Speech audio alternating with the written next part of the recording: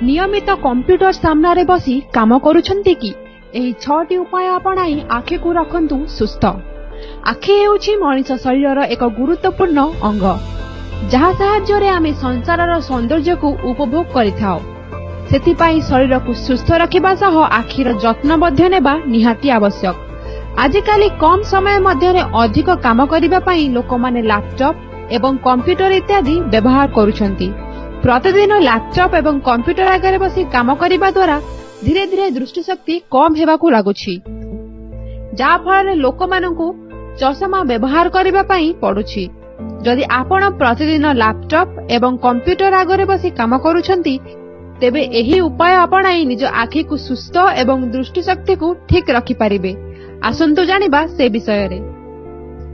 बेले बेले आमे लैपटॉप एवं कंप्यूटर आगे बसी काम करिबा समय रे लाइट बंद करी काम करिथाउ, जहा संपूर्ण भूल। एपरि करिबा द्वारा लैपटॉप एवं कंप्यूटर रु बाहरुथिबा आलोक सीधा आखि रे पड़िथाय, जहा द्वारा शीघ्र आखि खराब हेबार आशंका रहिथाय।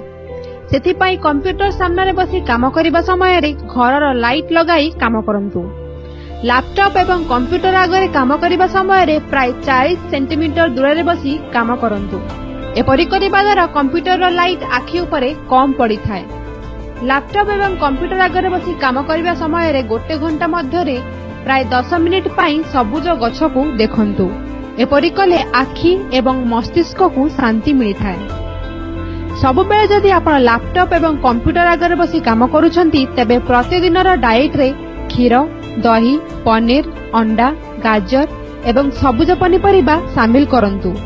एथिरे प्रचुर मात्रा रे प्रोटीन, विटामिन ए, ई एवं सी रही थाए, जहा आखि को सुस्थ रखि थाए। गोटे दिन रे अति कम रे 4 रु 5 थर आखि को भलो करी ठंडा पानी रे धुवंतु। एपरि कले आखि सबुदिन ठीक रहिबो। काम करिबा समय रे आखिर व्यायाम करंतु। कामरु ब्रेक नहीं आखि ऊपर हाथ रखी किछि समय बामकू एवं किछि समय डाहाणकू बुलांतु। एपरि कले आखि सतेज रहिबा सह खराब होई न थाए।